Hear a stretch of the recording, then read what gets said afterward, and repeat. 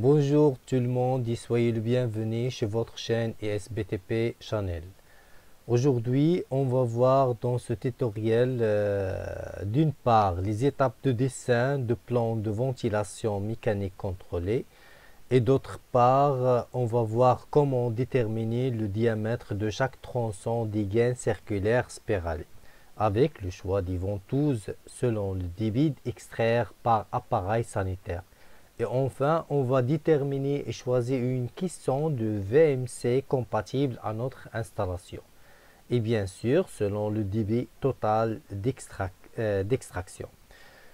Premièrement, il faut préparer la légende de VMC et lire le plan d'architecte afin de déterminer les zones à appliquer la VMC telles que bloc sanitaire, WC, lavabo, les urinoirs et parfois la cuisine. Et à titre d'exemple, pour la légende, on peut préparer chaque élément d'équipement de VMC sous forme d'un bloc. Et comme vous voyez, on a besoin des ventouses aux bouches d'extraction et clapets anti-retour et volets de réglage avec caisson de VMC et gaines circulaires spiralées en acier galvanisé. Deuxièmement, il faut déterminer le débit de ventouse ou la bouche d'extraction selon les appareils sanitaires. Premier type de ventouse dont le débit 30 m3 pour chaque WC ou douche ou un lavabo. Le deuxième type de ventouse dont le débit 60 m3 plutôt pour deux urinoirs collectifs et pour chaque local réserve ou bien pour chaque local poissonnerie ou deux lavabos collectifs. Le troisième type de ventouse dont le débit est 75 m3 pour chaque vestiaire caddie. Le quatrième type de ventouse dont le débit est 100 m3 pour chaque 20 mètres carrés de cuisine.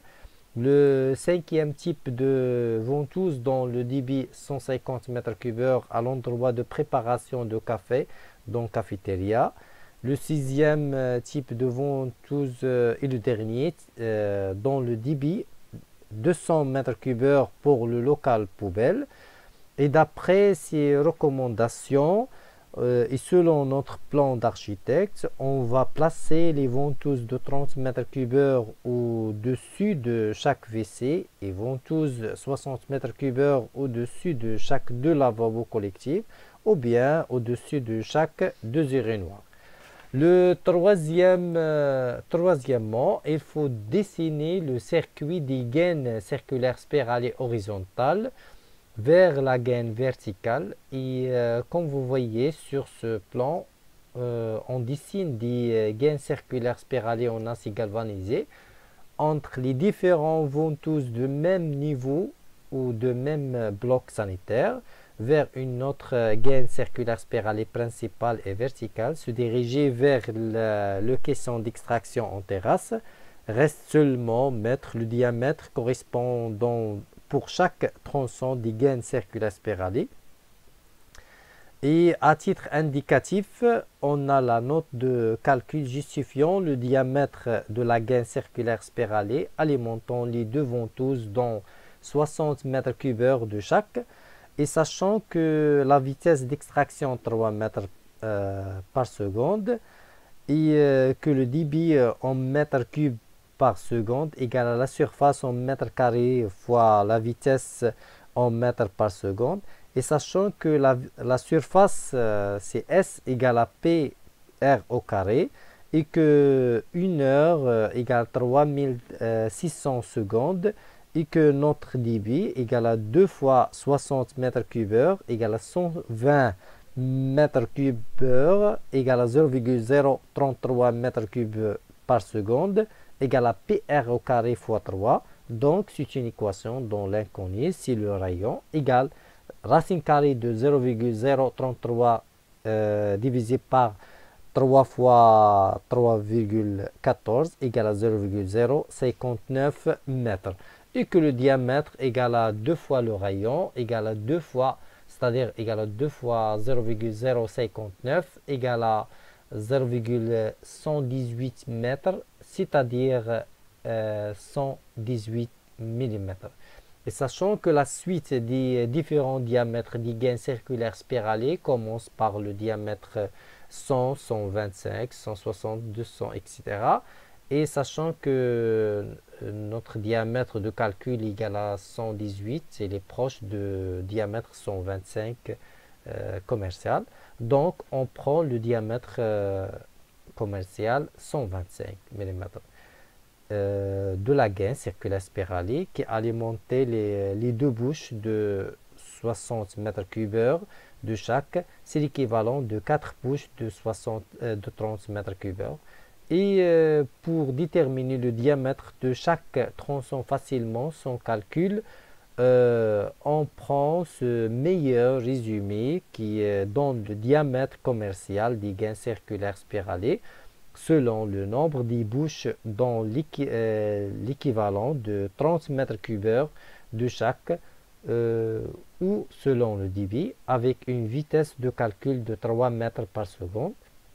Et comme vous voyez qu'on a un tableau dans trois colonnes. Le premier, c'est le débit en mètres cubes et le deuxième concerne le nombre des bouches de 30 mètres cubes de chaque et le troisième colonne concerne le diamètre commercial en millimètres de la gaine circulaire spiralée puisque si on a le nombre des bouches de 30 mètres cubes de chaque varié entre 1 à 2 bouches d'extraction.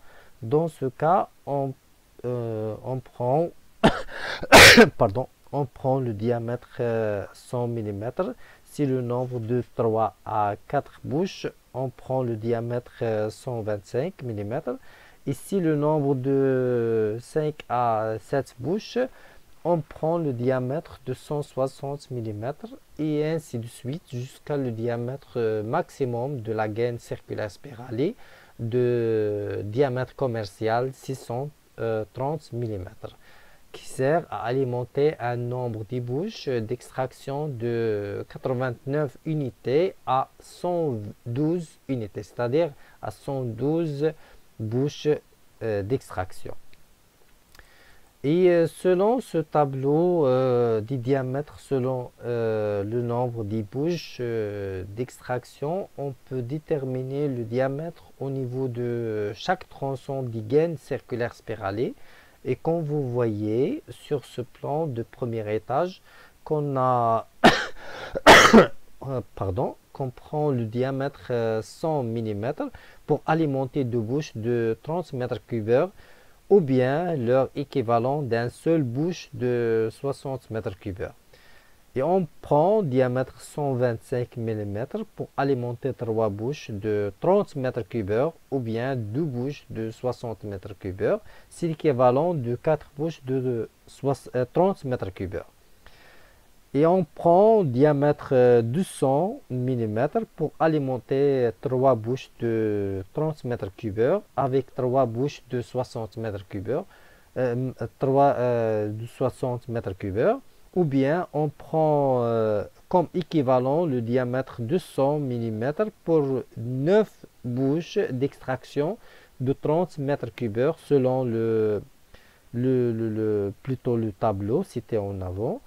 N'oublions pas de mettre un clapet anti-retour et volet de réglage juste avant le branchement de notre réseau horizontal des gaines circulaires spiralées avec la gaine circulaire verticale. N'oublions pas aussi de mettre le débit total pour la gaine circulaire verticale. C'est le total des débits des bouches d'extraction. Le plan de VMC du deuxième étage ayant même ayant même conception et même diamètre des gaines circulaires spiralées de premier étage. Le seule différence concerne le diamètre 315 mm pour la gaine circulaire spiralée verticale car elles servent d'alimenter le premier et le deuxième étage. C'est l'équivalent de 9 bouches d'extraction de 30 m3 fois 2 niveaux c'est-à-dire 18 bouches de 30 mètres cubes. Et d'après le tableau cité en avant, on a le diamètre 315 mm avec le débit 540 mètres cubes.